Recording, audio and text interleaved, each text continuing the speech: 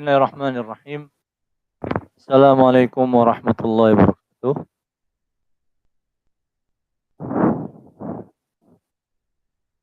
Innal hamdalillah nahmaduhu wa nasta'inuhu wa nastaghfiruhu wa nastahdihi wa natubu ilayhi wa na'udzu billahi min shururi anfusina wa min sayyiati a'malina. May yahdihillahu fala mudilla lahu wa may yudlil fala hadiya lahu. Asyhadu an la ilaha illallah wahdahu la syarika lahu wa asyhadu anna sayyidana wa nabiyyana Muhammadan abduhu wa rasuluhu la nabiyya ba'dahu. Salli wa sallim ala habibina al-Mustafa wa ala rasulina al-Mujtaba Muhammadin sallallahu alaihi wasallam wa ala alihi wa man sanna bi sunnati ila yaumiddin. Allahumma anfa'na bima 'allamtana wa zidna ilman tuqan ya rabbal alamin. Alhamdulillah syukurillah kita dengan izin Allah Subhanahu wa taala bisa berjumpa kawan-kawan sekalian di hari Kamis yang semoga saja Kamis kita ini diberkahi oleh Allah Subhanahu wa taala sehingga dengan begitu kita bisa mendapatkan keuntungan maksimal meskipun waktu yang kita pakai terbatas, waktu yang kita gunakan terbatas. Teman-teman sekalian, azanallahu wa iyyakum, kita di penghujung tahun 1443 Hijriah. Ya. Bulan Dzulhijjah. Ini adalah bulan terakhir. Kalau di bulan Masehi, bulan terakhir ini adalah Desember. Kalau Hijriah, bulan terakhirnya adalah Dzulhijjah. Ya. Dan kita akan sampai di awal Muharram, ya. Tahun 1444 Hijriah. Mungkin ingatnya kadang-kadang orang itu adalah saat hari libur aja, tanggal merah. Tanggal merah nggak? 1 Muharram. Hah? Hari Sabtu ya? Jadi geser nggak? Ya. Hari Sabtu. Ya. Teman-teman muratul sekalian, azanallahu wa iyyakum. Apapun itu, kita nanti akan bahas secara singkat ya. Tapi kita bahas dulu hadis kita nomor 44. Judulnya ini adalah Ummu Sulaim, seorang wanita, ya. Seorang wanita yang memang punya diberikan Allah Subhanahu wa taala kekuatan melebihi kekuatan pria dari sisi hatinya yang lapang, kemudian jiwanya yang besar. Coba kita baca ya teman-teman sekalian. Hadis nomor 44. Hadis ini diceritakan oleh Anas bin Malik, anak dari Ummu Sulaim itu sendiri. Ya. Kalau kita perhatikan dari sini, seakan-akan memang kita tahu Ummu Sulaim ini menikah lebih dari sekali. Tapi kita tidak fokus di situ. Intinya adalah dari Anas bin Malik radhiyallahu anhu, Anas berkata, karena Ibnu Nabi Tolha, dulu ada anaknya Abu Tolha radhiyallahu anhu, yashtaki, dalam keadaan mengeluh, sakit ya. Maka Abu Tolha, fakharaja Abu Tolha, maka Abu Tolha pun keluar rumah. Keluar rumah dalam keadaan anaknya itu, ketika anaknya di rumah, bapaknya di rumah, itu Abu Tolha di rumah, anaknya mengeluh sakit. Tapi Abu Tolha tetap keluar rumah untuk mencari nafkah. Ya. Maka saat Abu Tolha keluar mencari nafkah, mencari penghidupan, mencari maisha, anak tadi yang mengeluh sakit ini meninggal dunia. Di sekali. Ketika pulang Abu Tolha, dia bertanya kepada istrinya, apa yang dilakukan oleh anak laki-lakiku? Maka istrinya yang bernama Ummu Sulaim mengatakan, dia dalam keadaan yang paling tenang. Dia dalam keadaan yang paling tenang. Kemudian Ummu Sulaim pun memberikan makan malam kepada Abu Tolha, yang suaminya. Maka Abu Tolha pun makan malam. Kemudian Abu Tolha setelah makan malam melakukan hubungan suami istri dengan Ummu Sulaim. Kemudian setelah selesai melakukan hubungan suami istri, Ummu Sulaim berkata, kuburkan anakmu. Ya, kuburkan anakmu. Maka ketika pagi hari Abu Talhah mendatangi Rasulullah Shallallahu Alaihi Wasallam dan memberitahu kepada Rasulullah berita tentang meninggalnya anak Abu Talhah. Kemudian Nabi berkomentar lain, apakah kalian tadi malam melakukan hubungan suami istri? Abu Talhah mengatakan ya. Maka Nabi pun mendoakan, ya Allah, berkailah keduanya. Maka dari hubungan malam itu lahirlah satu anak laki-laki. Ya. Kemudian Abu Talha berkata kepada Anas, bawalah anak bayi ini ke Rasulullah dan bawalah serta bersama engkau kurma-kurma. Kemudian Nabi mengatakan, apakah bersama dia ada sesuatu? Anas mengatakan, ya, kurma-kurma. Maka Nabi SAW mengambil kurma-kurma tersebut, kemudian Nabi mengunyahnya, kemudian hasil kunyahan itu diletakkan di langit-langit dari mulut bayi tersebut. Ya. Kemudian Nabi menamainya Abdullah. Ini satu riwayat ya. Coba kita cerita yang lain nih.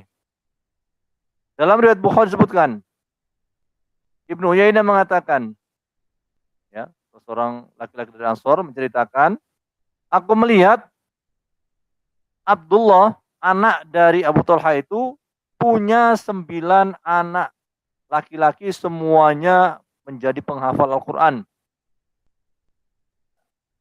Jadi tadi Abu Talha anaknya meninggal dunia.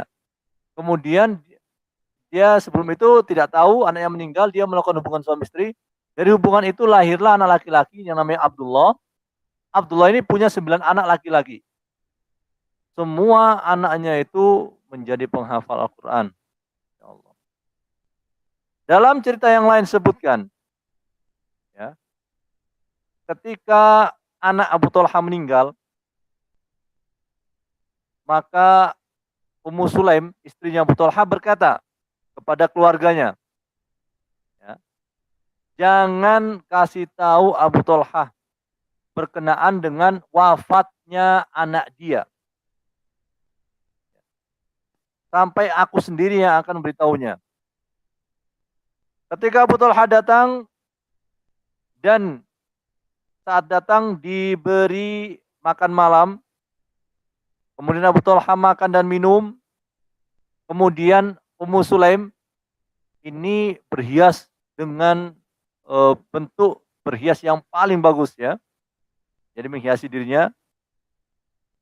Kemudian akhirnya Abu Talha melakukan hubungan suami istri dengan Ummu Sulaim. Ketika Abu Talha sudah kenyang, ketika Abu Talha sudah melakukan hubungan suami istri, maka Ummu Sulaim berkata, wahai Abu Talha, bagaimana pendapat engkau seandainya sekelompok orang meminjami, ya, satu orang yang lain, ya, meminjami orang lain, kemudian pinjaman itu diminta kembali. Ya. Bagaimana pendapat Anda, Abu Talha, kalau sekelompok orang meminjami sesuatu ke orang tertentu dan pinjaman itu diambil lagi? Apakah orang itu berhak untuk menahan pinjaman, maksudnya nggak mengembalikan? Maka Abu Talha mengatakan tidak. Artinya wajib mengembalikan, karena itu bukan milik dia. Maka Ummu Sulaim mengatakan, sekarang mintalah pahala dari Allah atas meninggalnya anakmu. Maka Abu Talha marah ketika pertama kali mendengar hal itu.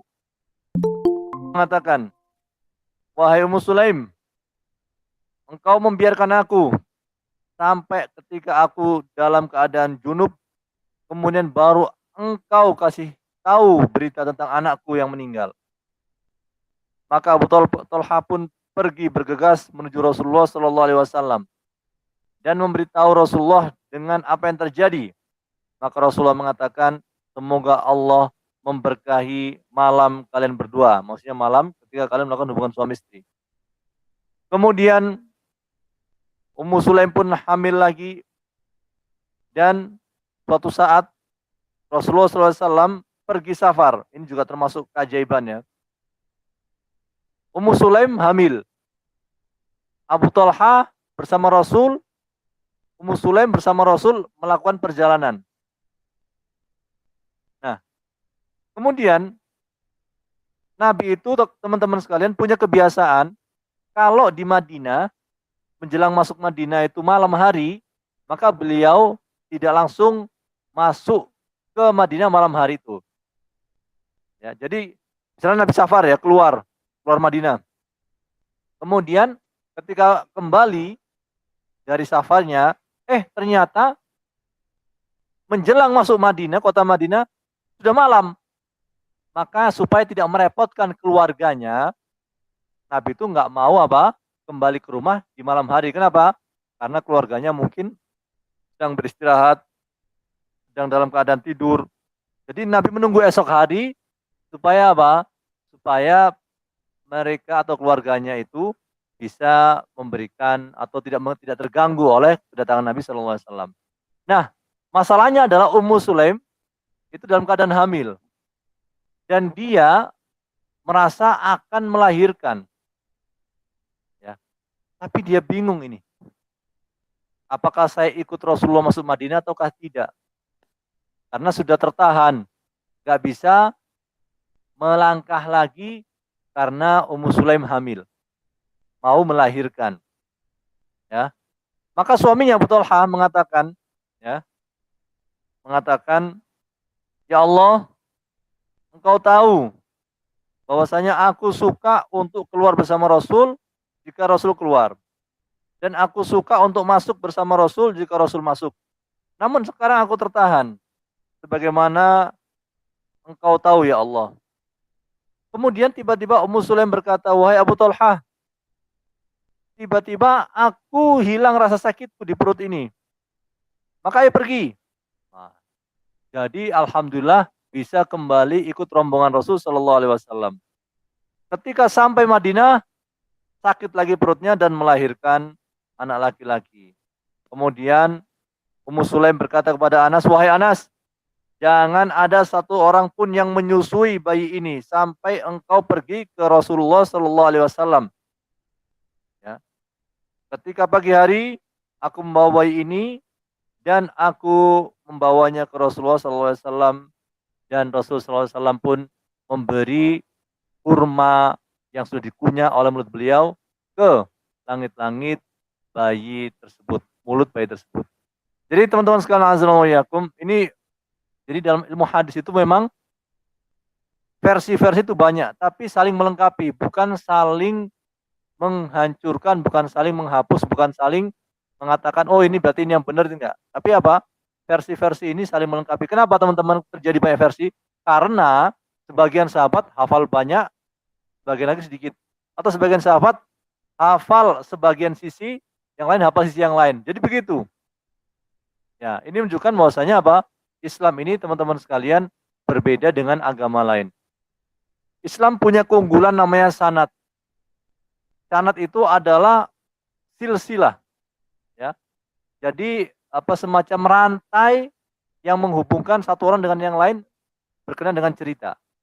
Sekarang nih teman-teman, kalau kita nggak tahu, sekarang kalau ada cerita berkenaan dengan Galileo Galilei, oh ya,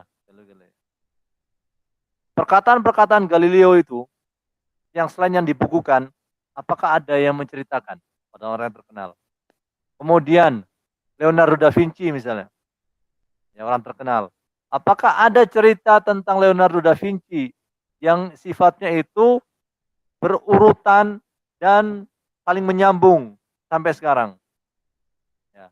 Kemudian orang-orang terdahulu yang mereka Yang mereka itu punya nama besar tapi hanya punya tulisan, tidak punya cerita. Jadi sekali lagi teman-teman sekalian, ini kelebihan umat Islam. Nah, kembali ke masalah kita, bayangkan di cerita ini kita tahu seorang istri lebih hebat daripada suami. Ya. Kenapa? Anaknya meninggal, bayinya, anak kecilnya meninggal, tapi dia tenang saja. Memberi makan suaminya, makan malam, kemudian melayani suaminya di tempat tidur. Tenang saja dia bawaannya. Nah, semoga saja istri dan teman-teman seperti itu. Ya, tenang kalau kurang duit, ya. Tenang kalau apa namanya? Gaji mungkin ada potongan gaji, tenang ya, nggak ada masalah gitu ya. Itu semoga saja seperti itu, ya. Atau sebaliknya suaminya yang tenang, istrinya nggak tenang, itu juga nggak tahu. Tapi intinya teman-teman sekalian, sekarang masalah kesabaran itu bukan masalah gender sebenarnya. Perempuan bisa lebih sabar dari laki-laki, ini lebih hebat ini.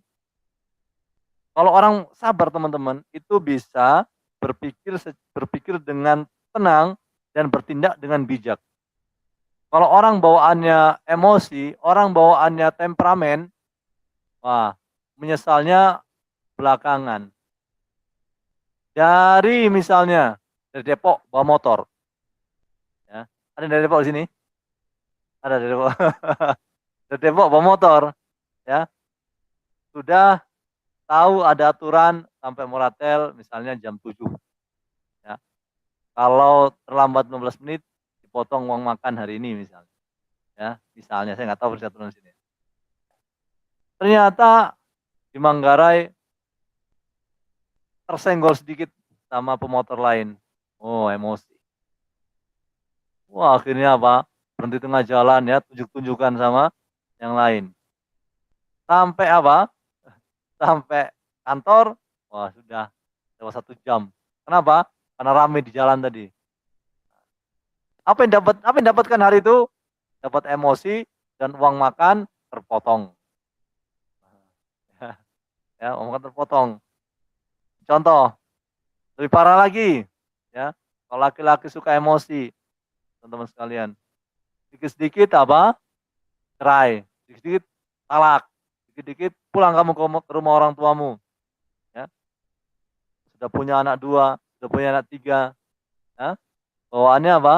Bawaannya pengen cerai saja. Nggak tahu itu emang modus atau memang pengen cari yang lain atau emang temperamen gitu, ya, ya, modus operandi, ya. Akhirnya apa? Ketika sudah talak 3, bingung karena nggak boleh lagi rujuk, ya. Gimana anak kecil-kecil ini 3 ini? Dipikir gampang, ya. Ngerawat anak, kemudian pergi ke kantor, baik lagi ngerawat anak lagi, ya, ngurus sekolahnya, emang gampang. Penyesalan datang belakangan. Dipikir kalau cerai dengan istri, dapat wanita yang lain yang baru, oh kayaknya enak nih, pasti enak. Nah, belum tahu, ternyata istri yang lama lebih baik dan lebih mengerti dia, karena istri yang lama menemani dia saat susah, ya, saat dari nol, tahu persis, ya. Istri yang baru tahunya apa? Oh sudah di Moratel yang gajinya 2 digit, nah misalnya 3 digit, nah, ya, tahunya sudah enak-enak saja, ketika berkurang sedikit berbeda. Makanya teman-teman sekalian, azanallahu yakum, kita harus berpikir panjang dalam segala hal, ya. Tapi terbukti di sini ada perempuan yang hebat di zaman Nabi Shallallahu Alaihi Wasallam, yang dia ini masya Allah, kalau ada, ya, yang belum nikah di sini, ada belum nikah yang kedua, oh bu, ya. Satu saya yang belum nikah pertama, ya.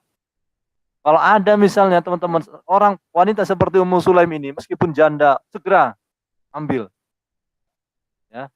Anda akan apa? Mendapatkan kebahagiaan hati. Karena apa? Kerasnya hidup di Jakarta, kerasnya tekanan pekerjaan itu akan mendapatkan apa?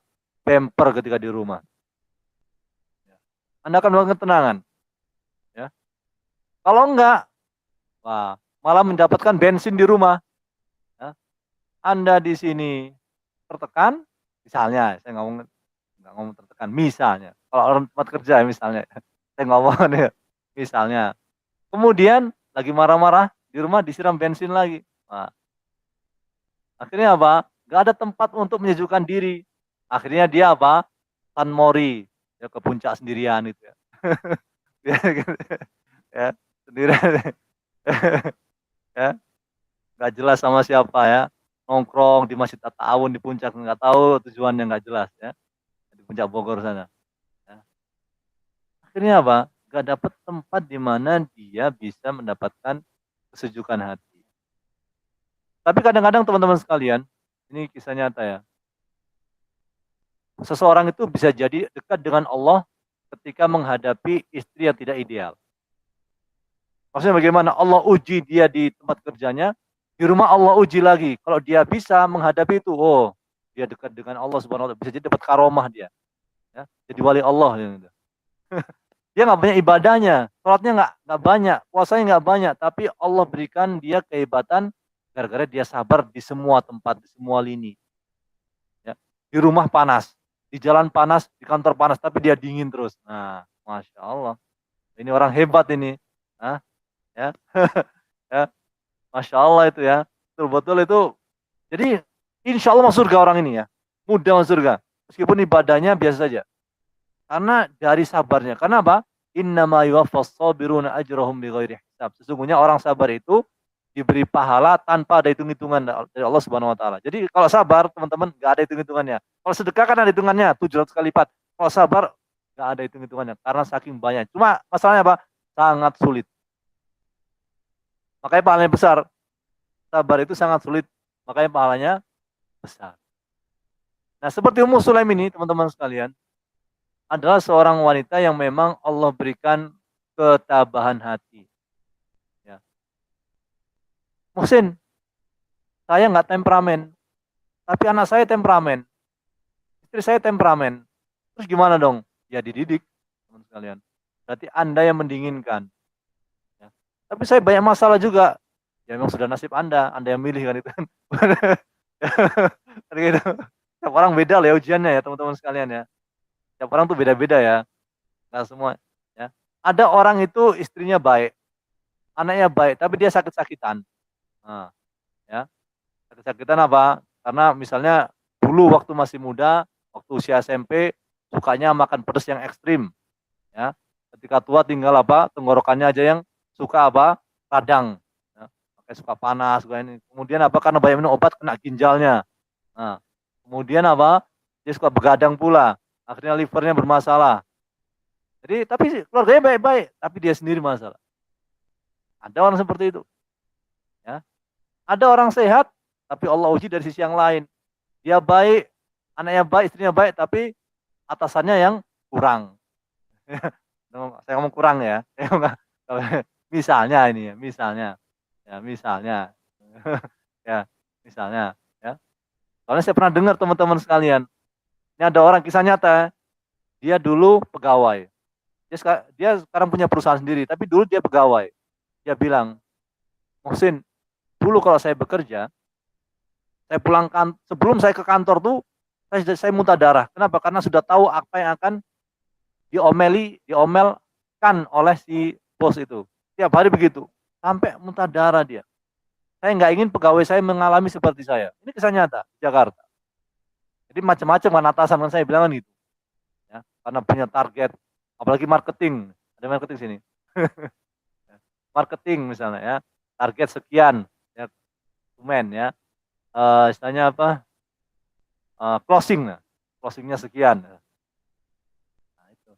Pelanggan nggak ada komplain, 0 komplain misalnya ya. Nah, Allah. Ya. Artinya sekali lagi teman-teman sekalian, cobaan orang pasti beda-beda. Ada orang itu, masya Allah ya, sehat badannya, ya, kemudian uangnya banyak, tapi susah dapat jodoh.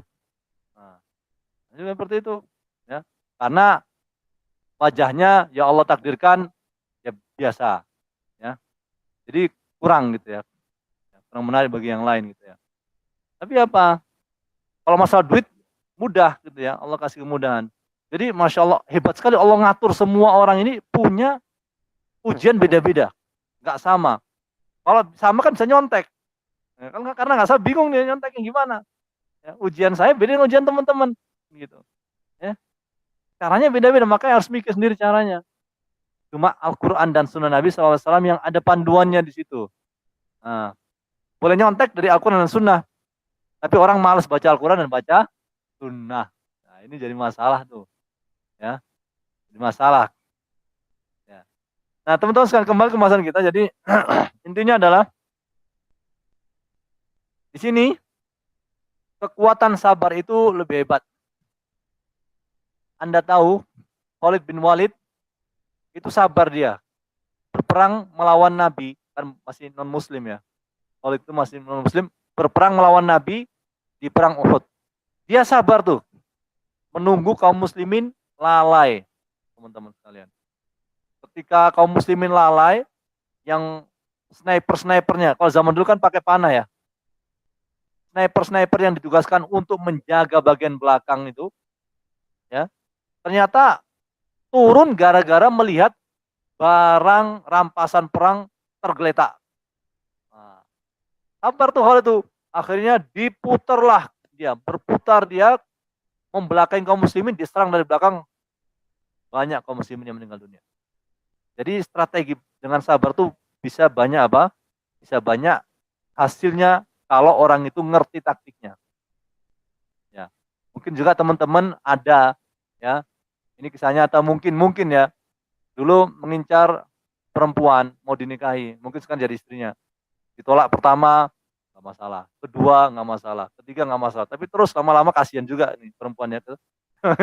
Gitu ya, bukan juga kasihan ya. Kasihan juga ini orangnya. Ya udahlah gak apa gitu. Ya. Jadi karena kasihannya gitu, bukan sayang ya, kasihan. Ya, apalagi sekarang istrinya masih sabar ya. Dulu ganteng ya, berotot ya. Sekarang perutnya gendut, tidur ngorok, aduh nggak karu-karuan, tetap sabar ya. Masya Allah ya istri Anda ini ya. Masya Allah. Ya. Ya.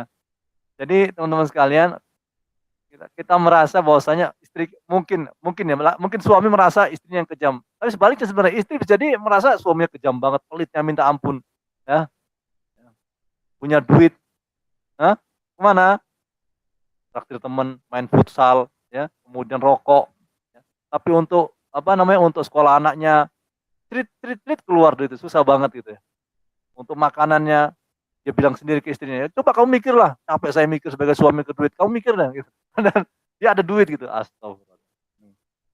Mikirnya orang gitu ya. Jadi kata orang tuh sawang sinawang kata orang. Orang melihat, kita melihat orang lain kecil, Anda melihat saya kecil, gitu. Orang di atas piramid nih ya, melihat orang bawahnya kecil semua tuh, saya paling hebat. Padahal orang di bawah melihat dia, oh kamu kecil sekali gitu. Sama gitu ya. Saling melihat apa, orang lain tuh apa, lebih kejam gitu. Padahal sebenarnya dia sendiri gitu. Makanya lebih banyak introspeksi orang. Bagusnya apa? Banyak introspeksi. Ya. Jadi teman-teman sekalian, dengan begitu kita akan bisa lebih mudah dalam menghadapi masalah-masalah yang kita hadapi. Nah, teman-teman sekalian, azanallahu. Nah, di sini juga ada perintah kalau punya anak itu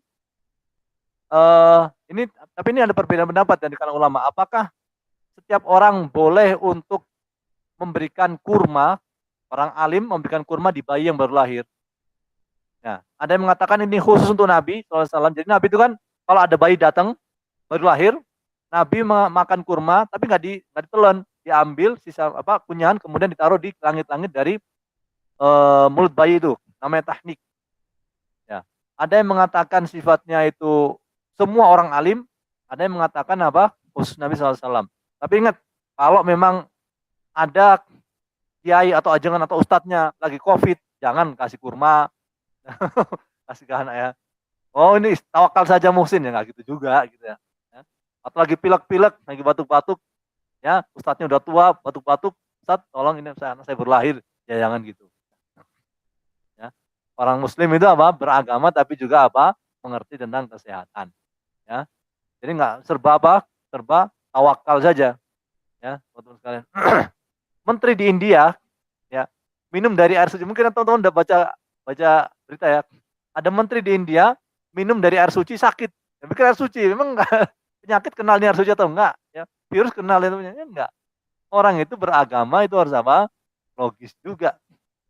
Jalan kaki dari Indonesia ke Mekah haji, ya boleh-boleh saja, tapi resikonya apa? Ya, gempor, ya, belum sampai sana sudah apa? Nah, kalau motor masih bisa ganti onderdil, kalau kaki gimana? Ya, ganti onderdil. Ya.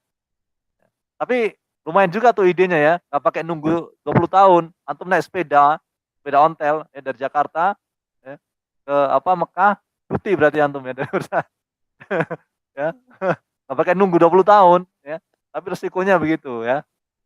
Atau bawa NMAX, nah lumayan lah dengan ya. Ya.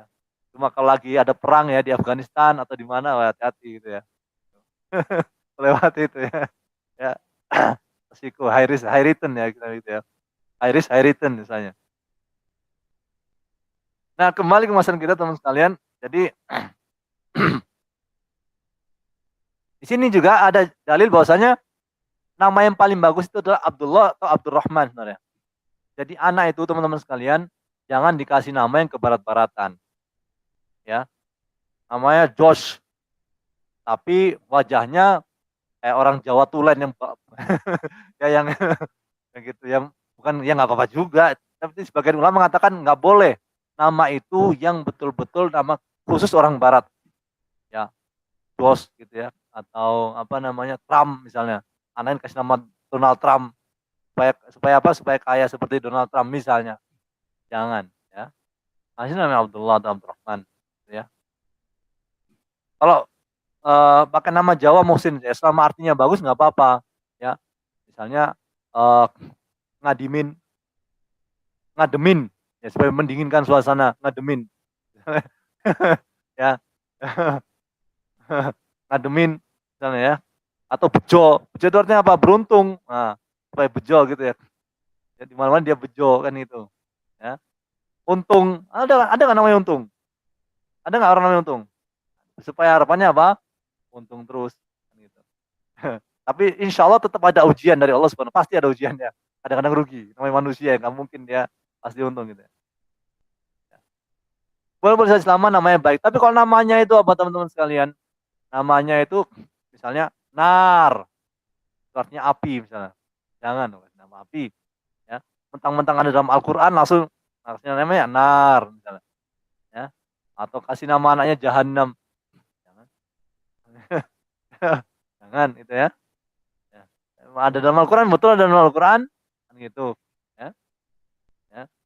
Jadi jangan sampai apa? Kan ada itu di KTP ada namanya apa? Iblis, Tuhan, setan, macam-macam orang.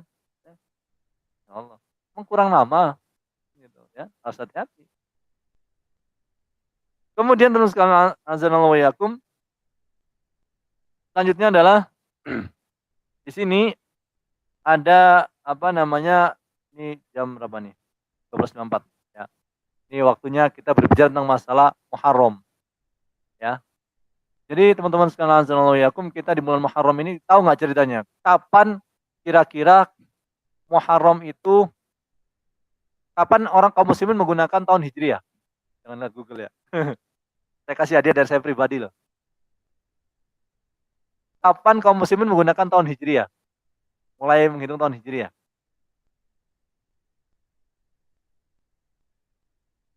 Apakah zaman Nabi? Hah? Apa? Ya, mulai dihitung tanggal tanggal ya tanggal Hijriah. Mulai diresmikan bahwasanya Hijriah adalah tahun resmi kaum muslimin. Hah? Di masa apa? Ah, belum. Yang benar adalah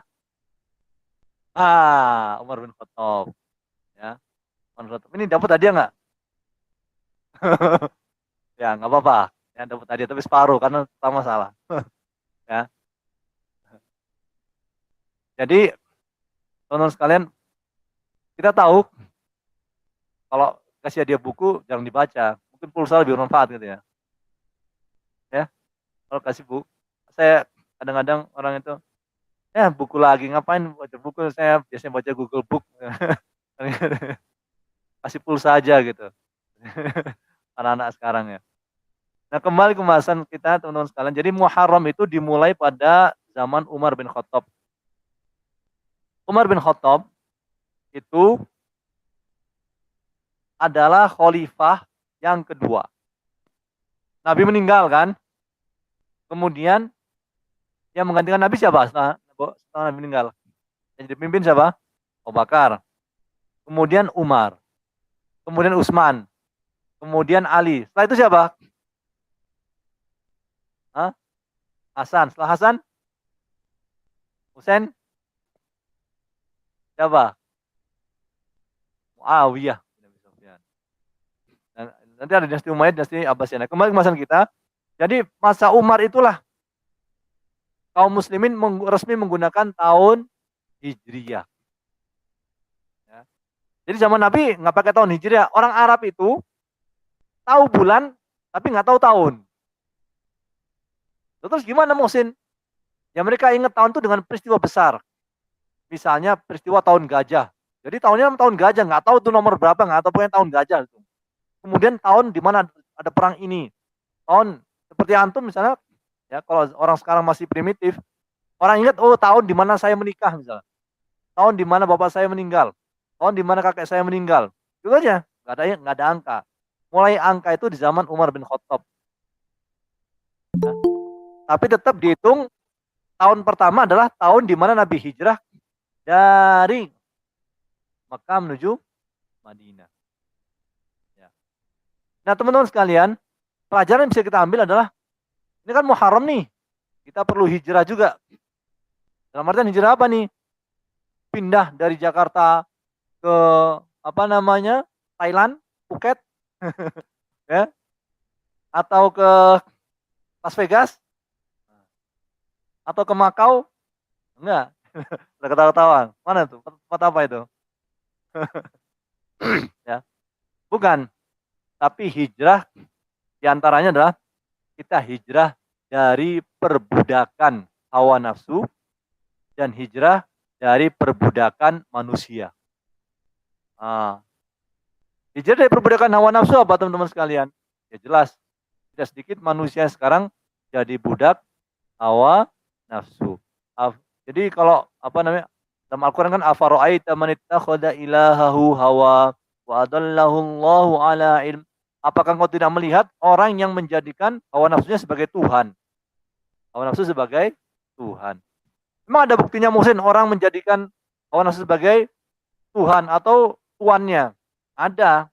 Kalau nggak percaya nih, saya tanya. Orang yang korupsi itu kira-kira mereka miskin nggak? Yang korupsi itu, yang tangkap KPK. Miskin nggak orangnya? Orang miskin nggak? Orang-orang miskin nggak yang kira-kira gajinya 5 juta atau 4 juta atau 3 juta? Bukan ya, berarti saya ngomong itu 5 juta miskin ya, jangan berpikir begitu. Kalau saya katakan misalnya 5 juta itu masih mendingan ya. Kira-kira begitu nggak?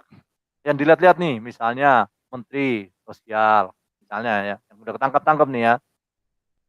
Kemudian Menteri apalagi itu ya, saya lupa. Lautan misalnya. Itu gajinya 5 juta nggak? Ya, enggak. Mereka kaya, tapi kenapa korupsi? Ya. Di antaranya ya jangan berpikir masalah setoran dan yang lainnya, tapi di antaranya adalah gara-gara apa? Hawa nafsunya ingin lebih. Hawa nafsu ingin lebih. Tapi kebutuhan Muhsin, kebutuhan keluarga. Ya berarti bisa jadi teman-teman sekalian, bisa jadi ada banyak keluarga yang dia ayomi. Ada yang dikenal, ada yang nggak dikenal gitu kan. Ada yang rahasia, ada yang nggak rahasia. Berarti nafsu lagi gitu. Paham maksud saya? Ya. Jadi nggak cukup. Ya. Nggak cukup dengan apa yang Allah berikan. Makanya namanya apa? Berarti diperbudak oleh hawa nafsu. Ya. Kemudian kita juga melihat ada orang diperbudak oleh manusia. Contohnya apa teman-teman sekalian? Diperbudak oleh manusia. Ada yang dengan sukarela, ada yang dengan paksaan. Yang dengan paksaan misalnya teman-teman sekalian, kalau dia punya atasan, ya, misalnya dia di militer. Di militer, dia dipaksa oleh atasannya untuk apa? Menembak orang yang nggak bersalah. Misalnya. Dia nggak bisa melawan tuannya. Atau yang sukarela, senang hati, yaitu diperbudak oleh anak atau keluarganya yang lain. Anaknya pengen ini, belikan. Anaknya pengen apa namanya Nmax, belikan. Anaknya pengen apa namanya mobil yang sekarang apa Hyundai Ioniq, nah, dibelikan. Ya meskipun kredit. Pokoknya apa? Semuanya dituruti. Jadi dia diperbudak oleh anak. Ya, ya. Sayang kepada anak, sayang kepada keluarga, jangan sampai kita menjerumuskan mereka. Ya, ya. Anaknya pingin ini, pingin itu, semuanya tanpa apa? Tanpa ada hitung-hitungan. Itu juga namanya perbudakan tapi tidak terasa. Kita boleh ngasih anak, boleh ngasih keluarga, tapi apa teman-teman sekalian yang mendidik. Ya. Contoh nih teman-teman, ada anak usia 4 tahun sudah minus kacamatanya sudah tebel. Kenapa? Orang tuanya sibuk kerja, bapak ibunya kerja, anaknya minta ini dikasih, dan akhirnya HP dikasih, akhirnya YouTube aja. Semakin dekat nontonnya, akhirnya matanya juga sakit. Jadi ini sebenarnya menjerumuskan. Maka kita harus apa? Menjadikan diri kita semua ini bijak dalam bertindak dan berpikir. Ya, makanya kan kita perlu menjadikan cara didik kita adalah sebagaimana cara didik Rasulullah Shallallahu Alaihi Wasallam. Ada waktunya mengulur, ada waktunya menarik. Nah, kita pada momen hijrah ini adalah kita harus lebih baik dalam menata hawa nafsu. Gak mungkin manusia lepas dari hawa nafsu, teman-teman. Tapi kita harus jangan sampai selalu terkungkung oleh hawa nafsu. Tapi masya Allah kalau saya lihat teman-teman di sini sibuk, banyak kerjaan, tapi masih sholat. Masya Allah saya bangga dengan teman-teman sekalian. Ya, karena mungkin antum bukan orang pesantren, anda sekalian bukan orang pesantren, anda sekalian bukan orang yang belajar agama yang dari kecil mungkin ya. Tapi anda berkenan untuk sholat itu masya Allah. Soalnya anda lihat keluar sebentar sana. Ya, orang apa? Jangankan sholat, ya, dia maaf ya teman-teman sekalian, kadang-kadang dia melakukan kejahatan, ya, melakukan sesuatu yang tidak layak sebagai seorang manusia. Ya. Alhamdulillah min dzalik. Maka saya percaya kalau teman-teman masih jaga sholat, insya Allah Allah akan berikan kemudahan dalam banyak urusan. Ya, jadi apa? Karena sholat itu kan kita mengkoneksikan atau ada yang mengatakan mencharge ya iman kita kepada Allah Subhanahu wa taala. Kalau orang makanya kan disuruh 5 waktu. Ya. Kalau orang ngecasnya harusnya baterai itu kan sering-sering dicas supaya apa? Terus nyala. Ya. Tapi kalau orang itu berpikir, nggak apa-apa deh, saya seminggu sekali, hari Senin misalnya ya, hari Senin saja ya sholat, atau hari Jumat saja sholat, ya mati saat itu, kemudian hari Jumat dicas lagi, hidup sebentar, habis itu mati lagi. Dan ini butuh ilmu teman-teman ya. Antum sekarang melaksanakan itu apa?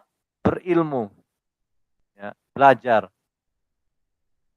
Saya malu teman-teman sekalian. Kemarin saya naik motor listrik ya, di Bogor. Saya ketika nanjak, Bogor kan banyak tanjakan ya. Nanjak, nggak kuat dia. Apa nih motor? Wah, motor listrik jelek, ya, buruk. Ternyata setelah saya pergi ke dealer, bukan begitu mas caranya kalau lagi nanjak. Ternyata giginya beda dengan gigi motor biasa. Tapi soal-soal ngerti, oh samain motor listrik juga sama kayak motor yang lain. Gitu. Padahal giginya beda. Gitu. Ya, nyalahkan ini dulu karena nggak punya ilmu gitu tuh orang bodoh seperti saya itu. Ya. Jadi apa? Malu-maluin motornya mengkilat tapi dituntun. baterai karena kebodohan saya. Itu makanya orang itu harus punya apa teman sekalian? Ada buku panduannya. Manusia Allah beri buku panduan Al-Quran dan Sunnah Nabi SAW kemudian sesuai dengan pemahaman para sahabat. Maka itu harus dibaca. Kalau nggak dibaca teman-teman sekalian, contohnya saya kasih contoh. Misalnya nih buku panduan nih dari Nabi. Sebenarnya anak Adam itu seharusnya makan itu sepertiga untuk makan di perutnya itu, sepertiga untuk minum, sepertiga untuk dia bernafas. Nah, berarti nggak boleh kenyang-kenyang. Itu aturan tuh, buku panduan tuh kan ya, buku panduan. Tapi begitu di warung, lupa semua. Ya, semuanya diisi. Ya, soto, bakso, ya, es krim, ya, apa namanya, kemudian gorengan-gorengan semuanya masuk. Akhirnya apa yang terjadi teman-teman sekalian? Nah, gula darah naik, kolesterol naik. Ya. Jadi di kantor juga apa ngantuk. Nah, buku panduan dilanggar sama seperti saya tadi. Sok-sokan menyalakan motor, wah motor listrik jelek banget nih. Padahal motor listrik bagus, nggak ada masalah, nggak ada bunyinya, bikin orang kaget. Tiba-tiba di samping aja gitu. Ya, tapi gara-gara apa? Gara-gara ketidaktahuan. Jadi apa? Asal ngecap, asal nyeblak kan itu. Karena kalau nggak tahu tuh ya. Makanya kita harus terus berilmu teman-teman sekalian. Kalau nggak, kita akan menyalahkan. Oh, Allah nih nggak adil. Saya sakit-sakitan. Kenapa teman saya nggak sakit? Antum kok sehat semua, saya sakit. Padahal saya sendiri yang apa? Suka makan pedas tanpa hitung-hitungan. Nah, misalnya, ya, itu sudah sering apa? Radang tenggorokan, akhirnya menyalahkan Allah yang disalahkan. Padahal apa? Bukan Allah ya, kamunya yang nggak ngerti. Ya. Baik, teman-teman ada pertanyaan mungkin? Saya lanjutkan sedikit lagi nih.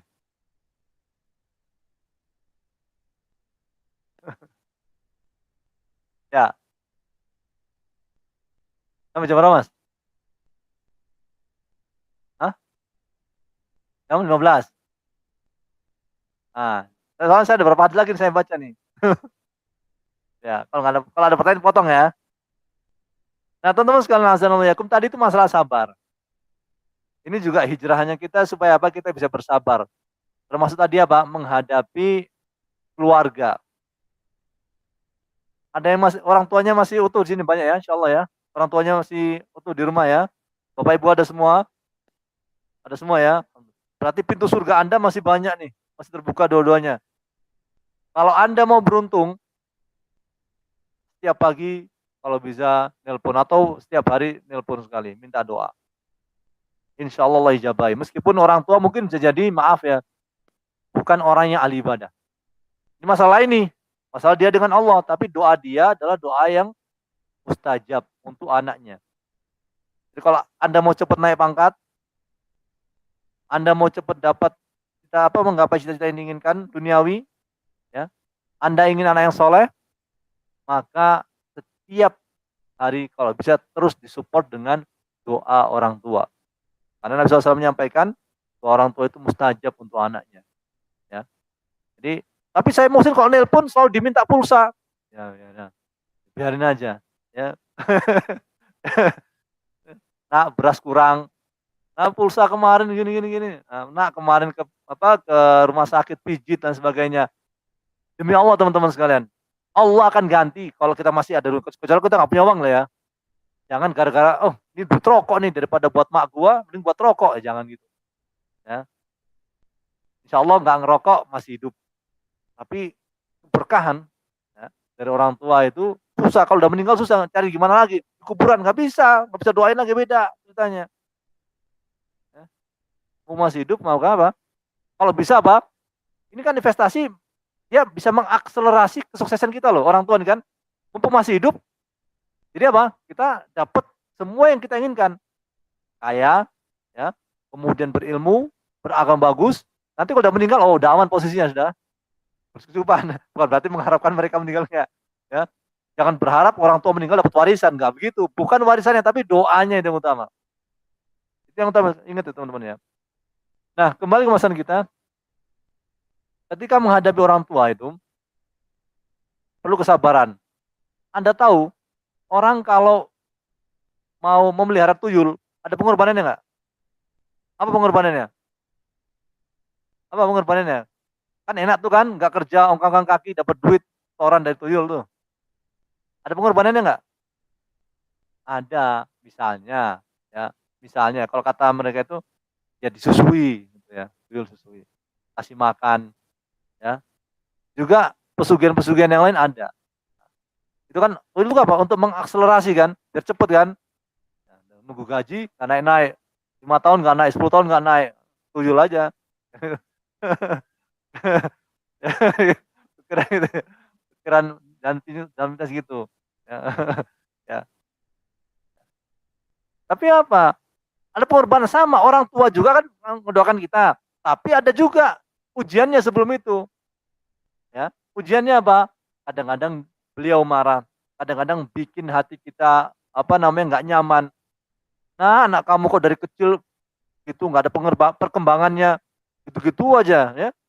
Kerja begitu 10 tahun gitu, rumah nggak ada masih ngontrak. Wah, diomelin biasa, nggak usah dimasukin hati, biarin aja. Ya. Jauh-jauh dari kampung ke Jakarta 10 tahun, nggak ada kelihatan apa-apa, badan segitu, nggak ada rumah, motor segitu. Nah, misalnya, bisa begitu misalnya, biarin aja nggak masalah. Gitu. Ini ujian sebelum dapat doanya, biarin aja. Seperti orang tuh semedi dulu dapat keris itu, biarin aja itu ya. Ya, kalau orang pesugihan tuh kan gitu kan, dia diuji datangi apa gitu ya, sebelum dapat keris atau mustika gitu. Ya, pokoknya semua itu perlu pengorbanan. Ya, semua perlu pengorbanan, biarkan saja. Nah, itu juga bagus. Termasuk juga tadi teman-teman sekalian. Makanya Nabi mengatakan, tidaklah orang kuat itu orang yang bisa mengalahkan saat berkelahi. Tapi orang yang kuat adalah orang yang mampu menahan menahan kemarahannya saat dia marah. Ya. Laisa syadidu bisurah, innamas syadidu man alladzi yamliku nafsahu indal ghadab. Saat marah dia bisa memegang dirinya, tapi ini susah. Terbukti apa? Ya, kalau Anda di jalanan saja. Weh, misalnya hilang hewan ini. Ya, tiba-tiba sennya dia pergi ke kanan, sennya ke kiri. Wow, bikin gudeg ya. Nah, nggak bisa tahan mulut ya. Atau di kantor ya, ini sudah ditarget sekian, teman-temannya nggak mendukung program misalnya ya, teman-teman nggak udah satu tim semuanya cepet, tapi ada satu orang lemot, akhirnya satu tim ini dimarah-marahin semuanya. Nah, misalnya karena satu orang itu ya, satu orang yang mungkin teledor, yang mungkin nggak maksimal ya, mungkin dia suka main ML sih, Mobile Legend ya. Jadi nggak bisa nggak bisa maksimal dalam bekerja ya. Tapi teman-teman sekalian, assalamualaikum itu ya. Jadi apa intinya sekarang? Sabar dalam menghadapi, termasuk juga sabar ketika menghadapi masalah dalam dirinya. Kalau orang nggak bisa sabar teman-teman sekalian, ada orang itu sampai dia dia punya masalah kejiwaan ya, masalah kejiwaan. Contohnya bagaimana? Keraguan-raguan, sholat ragu, sering ragu di 3 rakaat atau 4 rakaat, wudu ragu, lama-lama imannya ragu, bener nggak Allah ini? Jadi itu harus dilawan juga. Intinya teman-teman sekalian, hidup adalah bukan tempat untuk bernikmat-nikmat secara maksimal, tapi pasti ada ujian dan pasti ada masalah. Ya, ini makanya harus disikapi dengan sabar. Kemudian sekali lagi, cara kita sabar bagaimana? Tentu adalah kita minta kepada Allah Subhanahu Wa Taala. Ya. Kemudian yang kedua adalah kita berlatih sabar. Kemudian yang ketiga adalah kita berkumpul dengan orang-orang yang sabar. Tapi bukan lemot ya, beda ya. Sabar itu bukan berarti lemot. Oh, disuruh, oh ini, ayo langsung ke ke Bali, cek BTS misalnya. Tenang ya, sabar. Akhirnya terlambat pesawat ya, ya. Tinggal pesawat, pokoknya sabar. Bukan gitu sabar itu, ya. Bukan lemot begitu ya. Sabar itu artinya apa? Ya kita mampu untuk bisa menahan hawa nafsu kita saat kita memang ada tantangan gitu ya. Ya. Ada yang lemot gak? Semoga ada yang lemot ya. Ya. Lemot dalam berpikir, lemot dalam menanggapi, dan lemot dalam bertindak. Ya. Tapi Masya Allah ya.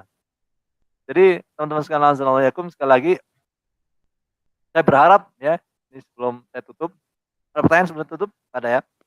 Saya tutup adalah hati kita itu sebenarnya termasuk badan kita teman-teman sekalian, kalau menurut sebagian teori kesehatan, sakitnya kita itu dari hati sebenarnya.